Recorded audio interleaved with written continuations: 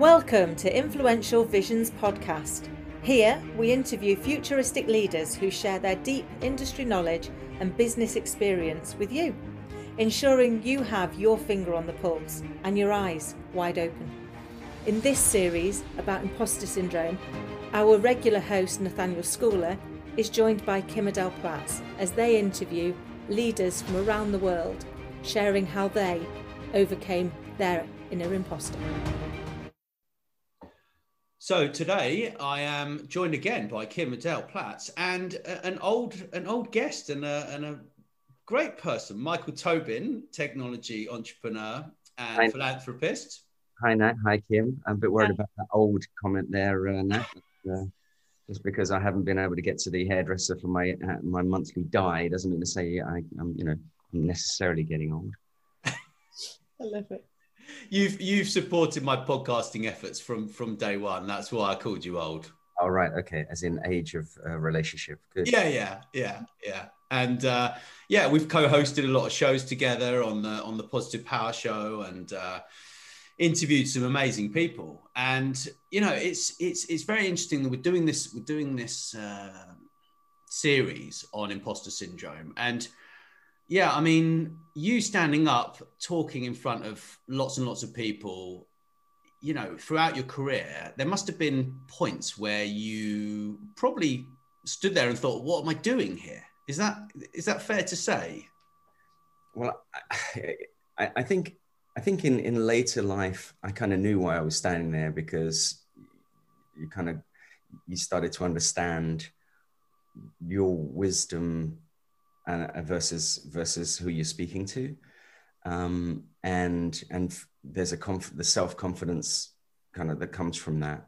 But in earlier times, I was very much self-conscious about not having as much knowledge as the people around me. I started to see that as a benefit, because what I advise people in terms of entrepreneurship is whatever your business, however early you want to start, just surround yourself with the best possible people you can find at any given time, or you can afford. And of course they're going to know more than you about their subject. That's what you want, and that becomes a positive rather than something that you should be afraid of. That's such great advice, because I think when you look at lots of the really great thought leaders, that what they've been skilled at is being confident to employ people that are better than they are at certain things, to enable them to collectively grow. But I guess that when you first start out, that can be a little bit daunting, can't it? To surround yourself with people that are more knowledgeable than you. Yeah, and it's also daunting it's probably, I would say it's less daunting for an entrepreneur starting out than it is for someone in middle management progressing through a corporate structure. Because for an entrepreneur, he's come up with an idea, or she's come up with an idea. That sort of passion is very hard to replicate with the people around them, even if they are infinitely brighter in all their different skill sets. So you get the best marketing person, the best finance guy, but when you're progressing through a corporate structure, I find it, there's probably 2 or 3 people at any given time looking for that one promotion place, right? And you're always in competition with people around you. And you probably are of similar knowledge structure and knowledge base as well. So it's a level playing field. So I think it's tougher for the sort of the career sort of enterprise person than it is for an entrepreneur. And I think also that the point about this is generally entrepreneurs are typically younger and are sort of at a point in their career that they can fail without it being life-changing. And I think the interesting thing, in our house, we try to avoid, we have a policy of trying to avoid 2 words. One is fail and one is mistake. And we either have success or learning. And that we've spoken about this many times before, but it's really important, because you don't fail, you just learn how things don't work, or how not to do something. And I think if most entrepreneurs have a great opportunity early, if they're courageous enough to to fail many times and work it out before it starts to become important not to get it wrong. In other words, you get a family, you get married, you have kids, you have responsibilities, you have liabilities, and then suddenly getting it wrong is much more risky than it was before when you didn't have all of that. So I think getting, learning your lessons early is important. And obviously one of the lessons you learn is self-confidence, because you can get beaten up and fall over, get up again, and the world's still going round. Yeah, no, I love that. And it is one of the things, isn't it? You get to one of the things I always ask myself is, what's the worst that can happen and can I live with it? And like you say, you kind of get to the end of it. And even if you've fallen, you're still here, you're still living, you're still breathing, and you've still got a chance to get up and start again, haven't you? Yeah, and so one of the things I talk about in my first book, Forget Strategy, Get Results, was that a story that when I'd inherited this business back in the early 2000s, I wanted to consolidate the industry. So we had one big competitor. If you think of sort of, I don't know, IBM and HP, or, two big banks, and I wanted to merge these two organizations together. And I told my management team, and they were naturally, understandably, sort of nervous, because they were sort of saying, well, two companies coming together, that's two people for the same job, someone's going to lose their job, I'm really worried. And this kind of fear started to instill. And, I tried to explain to them in words, the fear is a kind of a wasted emotion, because, you never fear the past and you never fear the present, you fear the future. And we always apply far more sort of negativity to what could go wrong than actually what there is to go wrong. And also, either you can do something about the future, in which case you should do it to mitigate that risk. And if there's nothing you can do, well, there's nothing you can do. So why worry about it, right? So that, but telling them didn't work. So I took them up to Scotland, and they thought they were going to a whiskey tasting in Edinburgh, but we crossed the Firth of Forth on the old road, on the old bridge, not the new one. And as you cross going north, there's a massive aquarium right on the Firth of Forth. And when you're in it, it's so big, you feel like you're in open water. And as we pulled up, they all got out, and I said, okay, 2 by 2, get changed into your wetsuits. And they went, what? And I said, go on, 2 by 2, get changed in wetsuits, breathing apparatus, the whole thing. And then 2 by 2, they went into the water. And as they were putting their legs over into this massive aquarium, they started to see the shark fins in front of them. And they got very nervous. And of course, I got sworn at and insulted and God knows what else. But eventually, all of them went in and went down to the bottom. And these massive sharks, 4-meter sharks, no net, no cage. And they were coming right up to you, literally just a few inches away. And when they came out, because eventually they all did come out, I asked them, so, how did you feel when you realized what you were about to do? And they said, oh my God, it was so terrible. I was terrified. I hated you. I swore at you. Wanted my lawyer, and then I said, well, how did you feel when you're actually on the seabed and these things were coming up to you, but they weren't eating you, right? And they said, well, it was amazing. It was so exciting, really incredible feeling. I was still a little bit nervous, but it was amazing. And I said, well, how do you feel now that you're out? And they went, oh my God, life-changing. I don't want to do it again, but I've got something to tell my grandchildren. It's just amazing experience. I said, well, every time you have this irrational fear of the future, right? Think about that journey. You're probably going to learn a ton of stuff on the way about yourself, about life. And when you come out, it's almost certainly never going to be as bad as you thought it would be. The ones I didn't want to carry on with me and I was going to make redundant, I gave them a little nick on the arm anyway. So that was to get that sorted out too. So I think it's important to go through experiences to learn this rather than just be told, because, you can listen to a podcast like this and it might give you the inspiration to sort of think about things in a way, but you only really learn through experience. And, that's why I think it's a shame we can't have a vaccine for experience, so I'd love to just, like, every time you tell a kid, don't touch it, it's hot, what's the first thing they do? Put their hand on a hot plate. So if you could just inject them with all the knowledge and experience that you've grown up with and endured, then it would seem so much quicker, but you can't. No, that is so true. I love the whole swimming with sharks. I mean, I can only imagine their faces. Bless them. If they think you're going to a whiskey tasting and you end up in a wetsuit with sharks, that's quite a difference, isn't it? But I imagine from that there was, which I guess to your point, it's about the experience, isn't it? It's about being able to see that you took something that you were terrified about, and within, the matter of an hour, you've gone through it and come out the other side, and actually you've lived to tell the tale. And it's all the things you've learned within that, isn't it?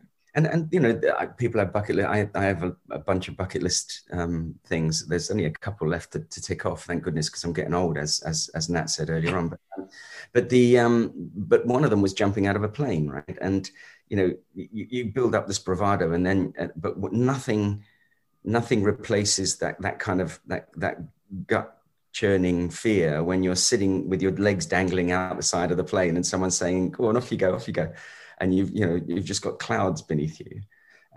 But doing it is great, and 99 or 999 times out of 1,000, everything goes well. And you can't live your life by the 0.1% or the 0.01%. You just can't. I mean, it's a waste of, again, I was saying, it's an insult to the space that you take up on Earth. Yeah, no, I love that.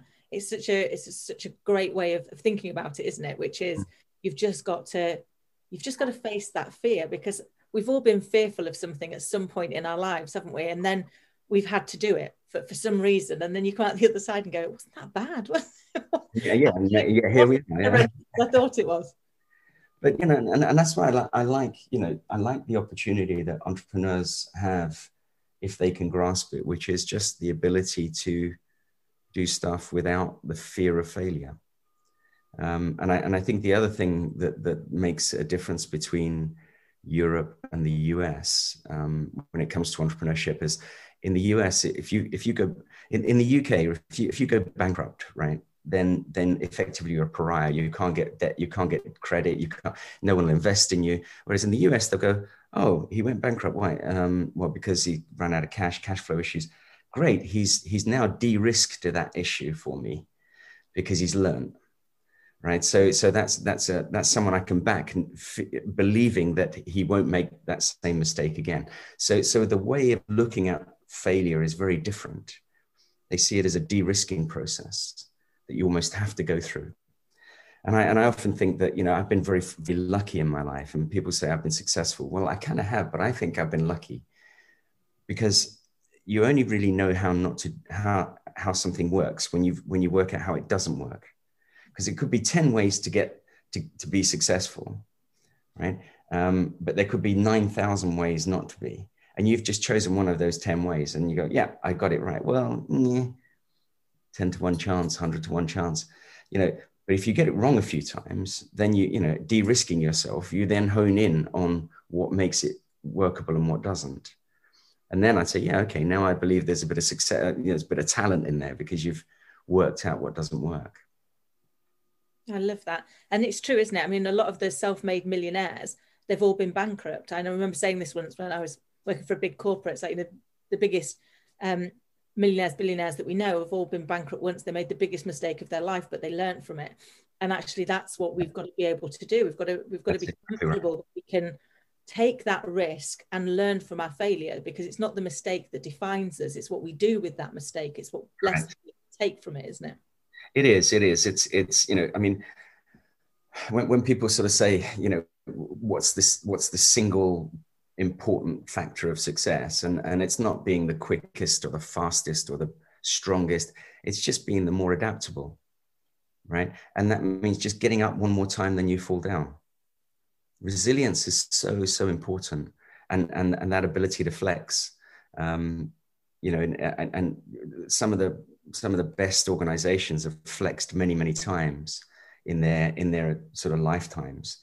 If you look at the Nokias of the world, and it's only when they refused to flex did they falter and stutter.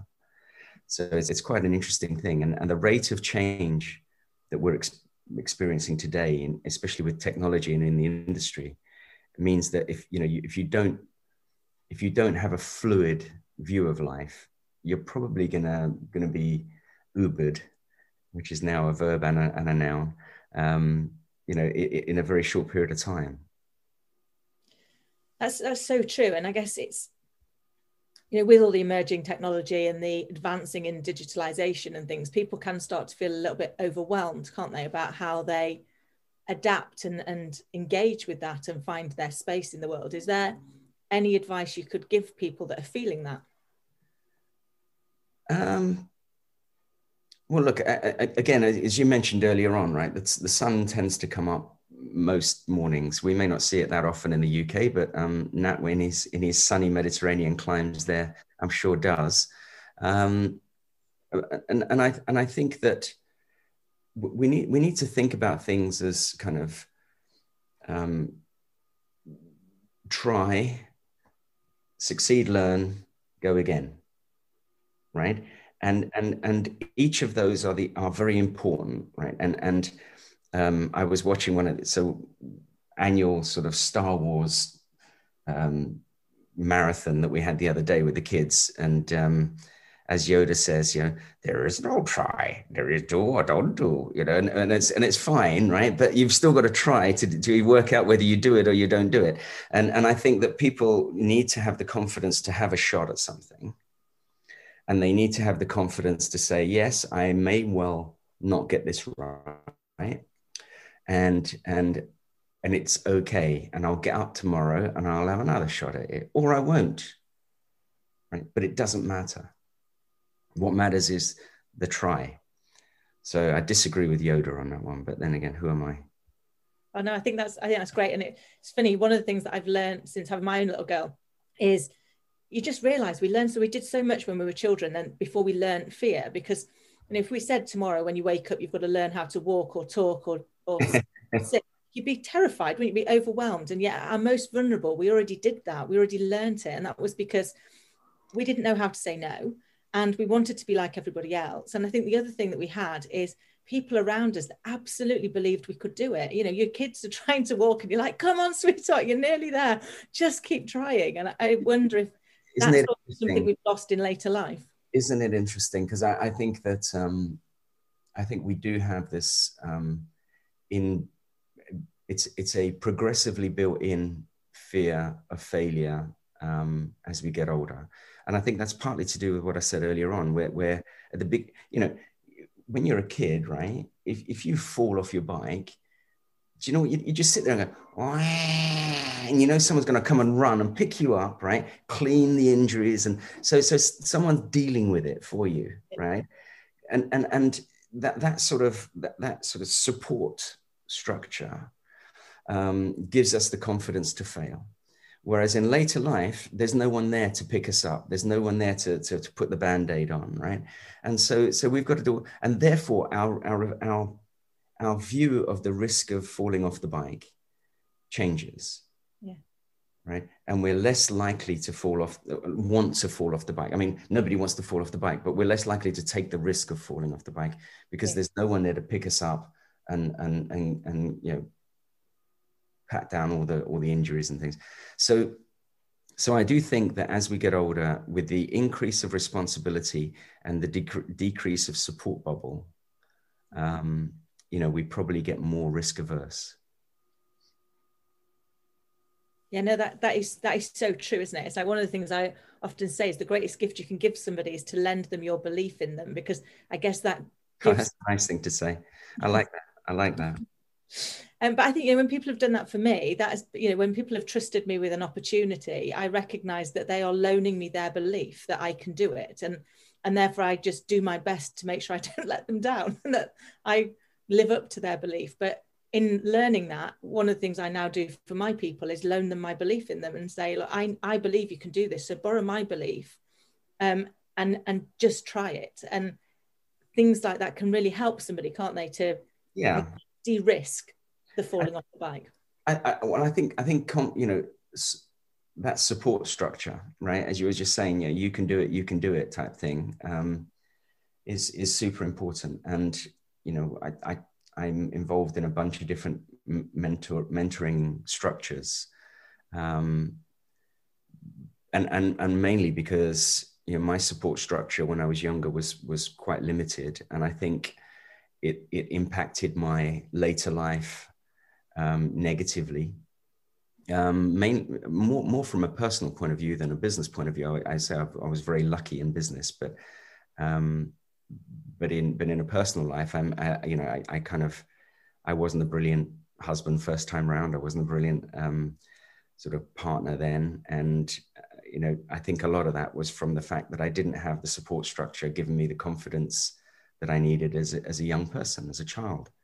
So I think it's important that people get mentorship, not just, oh, you're 18 years old, you're not a child anymore, good luck, off you go. But there's still so much learning that we do throughout our life, but it's kind of a curve, right? And you don't stop at 18, you just start learning different things at 18, with more responsibility and less nurturing. So I think that's a very vulnerable period of our lives. Yeah, no, it's true, isn't it? I mean, my nan used to say every day's a school day, and God bless her, she was right, because we're still learning now, aren't we? The world's evolving, and therefore we've got to stay continuously curious, I think. If we can keep our curiosity and want to learn more, then actually we set ourselves up for a positive future. Absolutely. So Mike, early on in your career, right, you at some point, there must have been some sort of points where you stood there, like, and maybe stood up on stage in front of lots of people and been not petrified, but just been a bit like, well, what am I doing here? Did that happen to you at any point? Well, not what I meant. What was I doing here? I mean, that's. I think if you're in a situation where you're saying, "What am I doing here?" I reckon that's you've probably been on drugs for the night before or something. But I think that I think that you sometimes you come to a realization that sometimes I think you come to a realization that there's a lot of happenstance and fortune in the journey to where you are.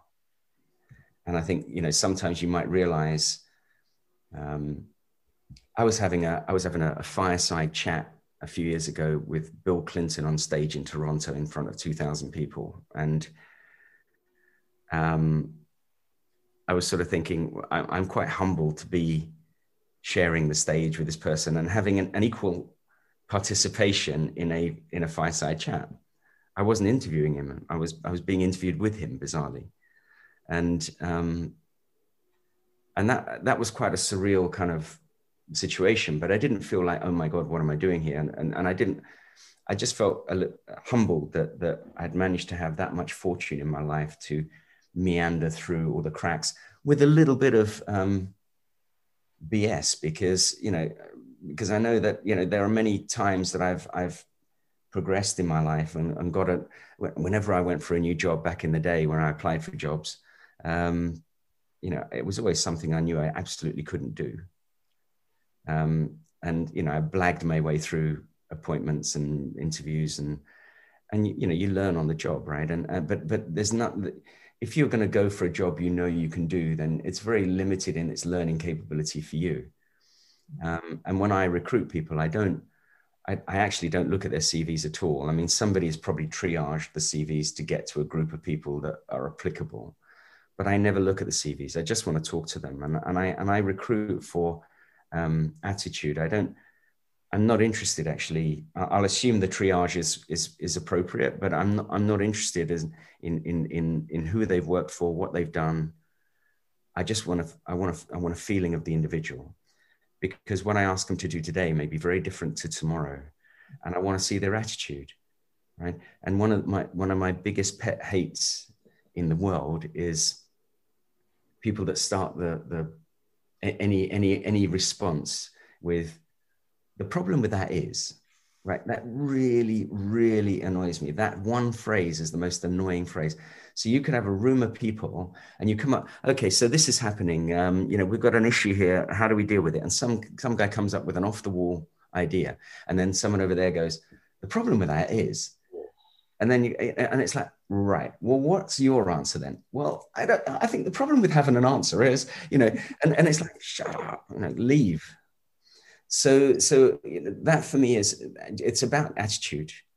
And I think, when I look back on that kind of imposter syndrome, the way I get comfortable with that is that I'm not an imposter with attitude, right? I'm an imposter with skills frequently. I'm an imposter with, my reputation is far greater than my reality. So people ask me on boards because of my reputation. If, they send me an email, they haven't even spoken to me. And that's bizarre for me, right? But they're going on my history. But my ability is not an imposter. Well, my ability is the imposter, but my attitude is not. I love that. There's a quote I love, which I think kind of summarizes that nicely, which is reputation gets you in the room, character keeps you there. And I think, if you can have that positive attitude, and it is, you always recruit for the willingness, because you can train for the skill.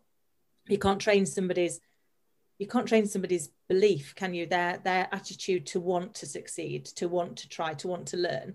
Yeah. And if you can get somebody that's got that desire to do all of those things, and to be willing to make a mistake but learn from it and to keep going, then part of that comes out of the support bubble, right? Yeah.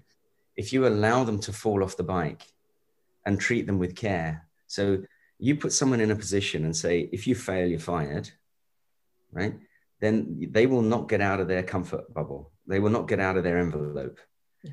And today you need people to push the envelope. So if you're going to tell them to do things that have never been done before, i.e. that go in a library, there isn't a book on how to do what you're about to do, you're writing the book, then you should expect them to get it wrong on their journey.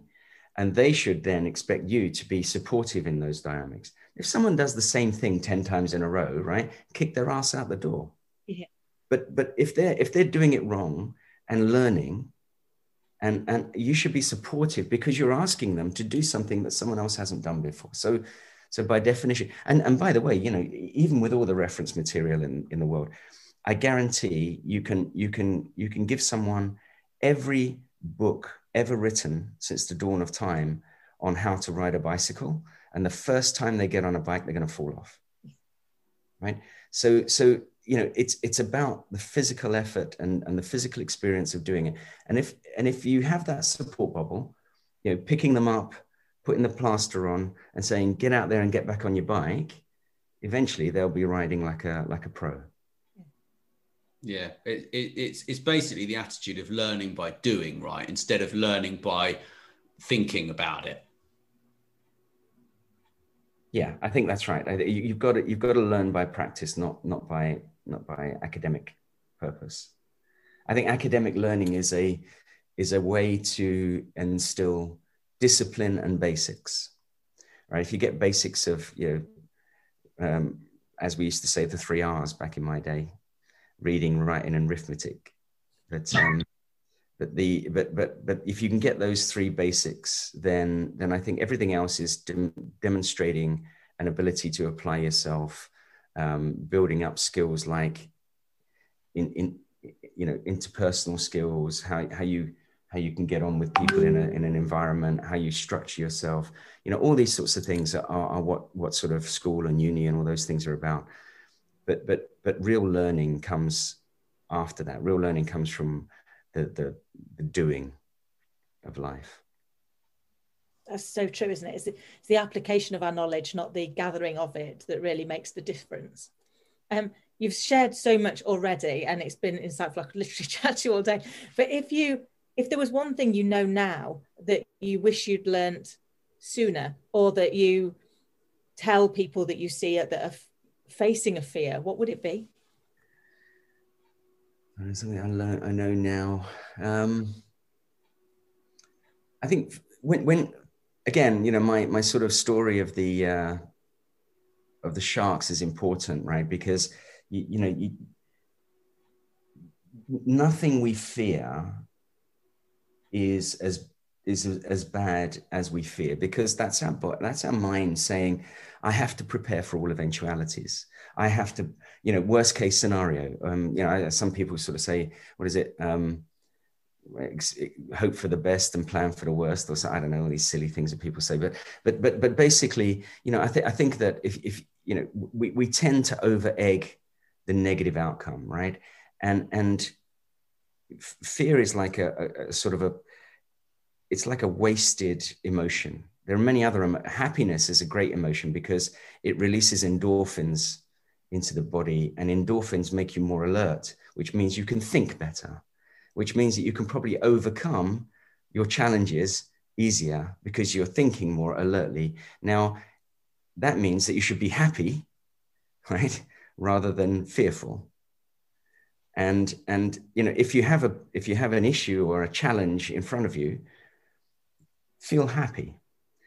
And how do you feel happy about having a challenge in front of you? Well, the first thing is everybody has challenges. You're not alone on that one. You're not unique. And there's been billions of people alive before you that have all had challenging, some infinitely more big or more great or more difficult to overcome than yours. So no biggie, right? Secondly, you should be delighted about having those challenges because challenges are the things we learn from, as we've just said. Thirdly, you should be happy with those challenges because every time you come to an obstacle in life, right, you simply need to overcome that obstacle for it to be the barrier between you and your competition. Okay? If you don't overcome it, and if there isn't an obstacle, there is nothing between you and your competition.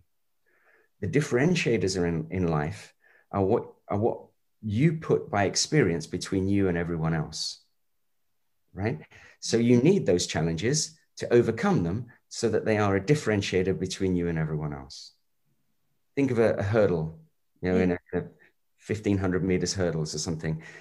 As soon as you get over it, everyone else has got to get over it too. And I guarantee someone's going to fall into the water, someone's going to trip. And the more hurdles you get, the more likely you are to differentiate yourself from everyone else. Okay? So we should see these challenges and see these hurdles as non-unique and important in our ability to progress.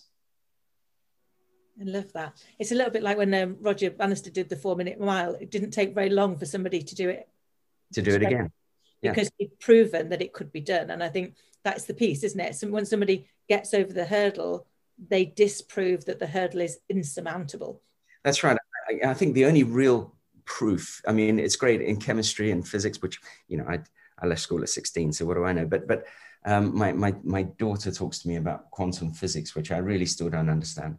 But ultimate proof of anything only comes from a negative, right? So what she was trying to explain to me the other day was the Einstein theory of, you know, if you give enough chimpanzees enough time and enough pens and paper, they will write the complete works of Shakespeare, right? And it's, however unlikely that sounds, there's a 0.00001 chance of it happening. Or if you bounce a ball up and down 1,000,000 times, once it's going to go over there. By definition, there's some point that there is no perfection, right? So at some point it has to happen. Therefore, the only true proof is when that happens, you can prove that 100% of the time that doesn't happen. So you've got to have the negatives to prove that, you know, to say that the general rule is positive. Yeah. Which makes total sense, doesn't it? Because we live in a world of polarity. So for every up, there's a down, for every left, there's a right. So for every positive, there has to be a negative. And imposter syndrome affects 70% of us at some point. If this is affecting you, click the link to get help. I guess one of the things that I've loved about our chat, we've so much about it, but is your choice of words, because we live by our labels, don't we? And even, you know, talking right back at the start, when you talked with your family about not having failure, but having, you know, succeeding and things. And actually, if we change our label, we change our outlook on it. And I can't remember who it is that said it. They'd removed the word problem from their vocabulary and said, actually, all I've got is situations. I've got situations I enjoy and situations I want to change, but I won't have problem in there, because the minute you say problem, you automatically start to feel like, oh my God, this is going to be hard. It's difficult. I can't overcome it. So from a psychological point of view, you put yourself on the back step to overcome that hurdle. Is that something that you do consciously, or has that just been something that you've learned over of your life so far? Well, I have a sort of a phrase which I learned a while ago, which is basically if you come across something that you're not happy with, and I think this, someone told me this when I was in my first marriage, and it's basically if you don't like something, if you're not happy, that it's not allowed to sit being not happy. That's not allowed, right? Because that's the whole point of the insult to life, right? The insult to having a space on earth, because you're just wasting it. So your options are love it, leave it, or change it. Okay, those are the three options. So you either truly learn to change your mindset and love what you have, so it doesn't become a problem anymore. It is what you want and what you love, right? Or you leave it, you walk away, find something else, or you attempt to change the situation, right? But doing nothing is not an option, right? And sometimes you can try to change, right? And you can't walk away, and you learn to love it. But if you can't learn to love it and you can't change it, then you have to walk away. Yeah. But doing nothing is not an option, right? So whenever you're in these environments where there's kind of everything seems too much of a big thing, well, can you change it? Can you learn to live with it? Truly learn to live with it, not uncomfortably, but truly embrace it. And if neither of those, walk away. Right? And I think, it's a simple thing. And then we say, oh yeah, but in the case of a marriage, oh, but I have responsibility. Do you think kids don't realize that you're unhappy? Right? And do you think that you're doing the other person a favor by dragging it out that much longer when they can't have another relationship in their life? So that it's getting logical about things, because you very often, as you say, you get to a situation, oh, everything's becoming too, and then you just get in a slump and you get depressed, and oh no, and then you get inactive, and those endorphins can never kick in, so your brain doesn't function properly, and all of this is nonsense, right? Because we don't, and very often, by the way, our job is to look at things. Our roles in a company might be to look at things logically, right? And we have this, and we're comfortable doing that in our skill set, like at school, right? And then the day comes when you go to an exam at school, and suddenly they're asking you a question that wasn't on your curriculum, right? And then oh my God, I can't answer this question, like that. And that's exactly what we do in work, right? And suddenly we're, oh my God, and what's going to happen? I'm going to get fired. No, right? First of all, that's not your issue. If they haven't taught you, that's not your issue, right? You take the issue and you go, somebody tell me how to do this, because, this has come on my plate. Don't want to walk away with it, walk away from it. And I'd like to learn, understand how to fix this. So help me out here, right? And if you have that attitude, there's no depression at work. There's no kind of, oh my God, this is a disaster. It's like, guys, we've just found something that allows me to move over another hurdle. I love that. That's such great advice, and inadvertently, without realizing it, I think that's what I did over my career, which was just like, well, I'll just learn. I'll just see what happens. What's the worst that can happen, and ask lots of questions. I joke that I made a career out of asking the dim girl questions, because people just put stuff out there, don't you? Like, well, can I ask you, why do you do that? just so I understand. And if they don't know, it's like, oh, that's probably one to dig into. Because if we don't know why, we probably need to understand that.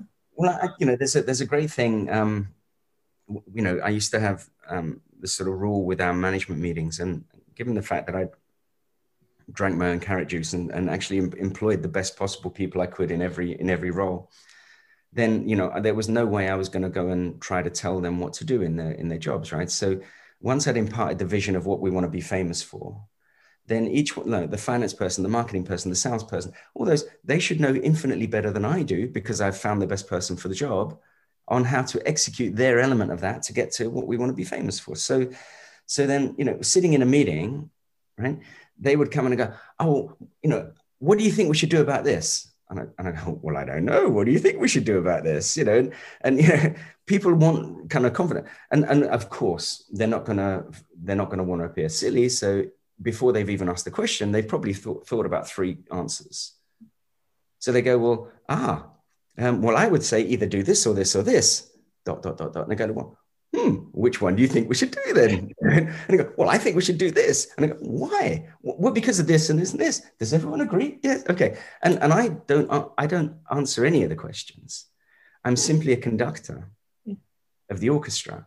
If I've got the best violinist, the best pianist, the best drummer, the best bass, right? Why on earth would I criticize?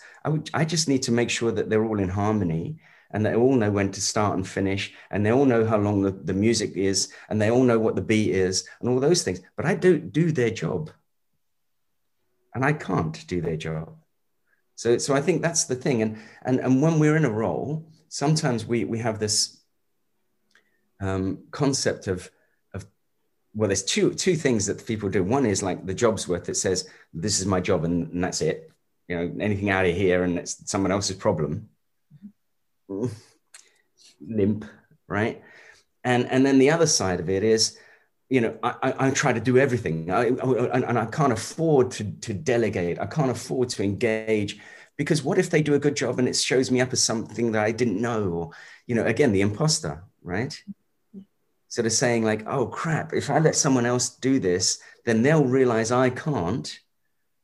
And bang goes my, you know, but in reality, you know, there are things that there are things that you can't do, and there are infinitely things that other people can't do that you can. So, you know, it's the engagement, it's the interconnection, it's the collegiate view of how to get through a problem that we need to embrace.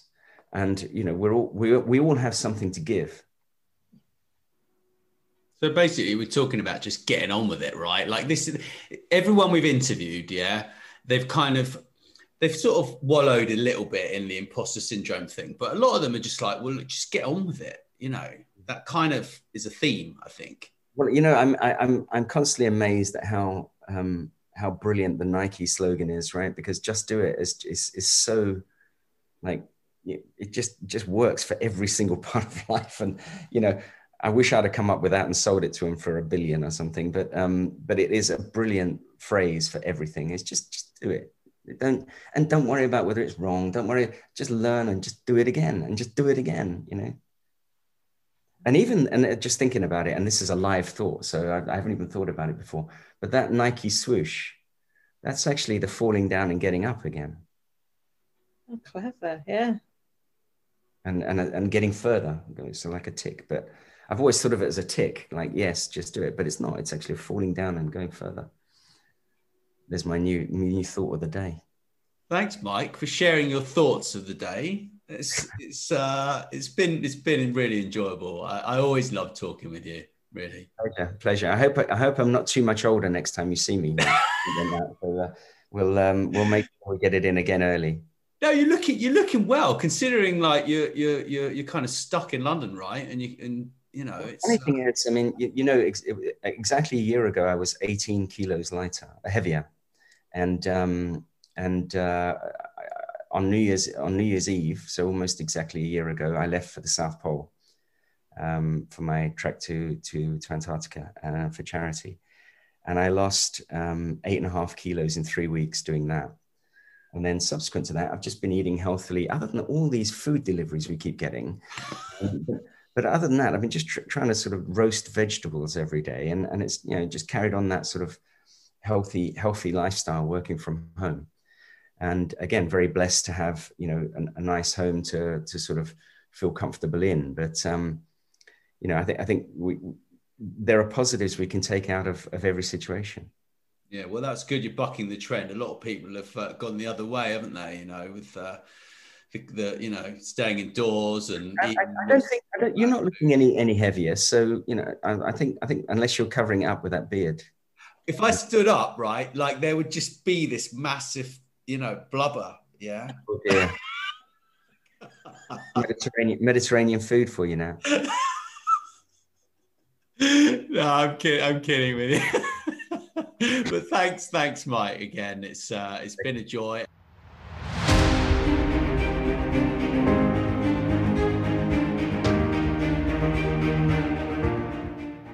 Thanks so much for supporting our show. Please do share this episode with your friends and business associates, and click the link below to subscribe to the podcast. Until next time, take care.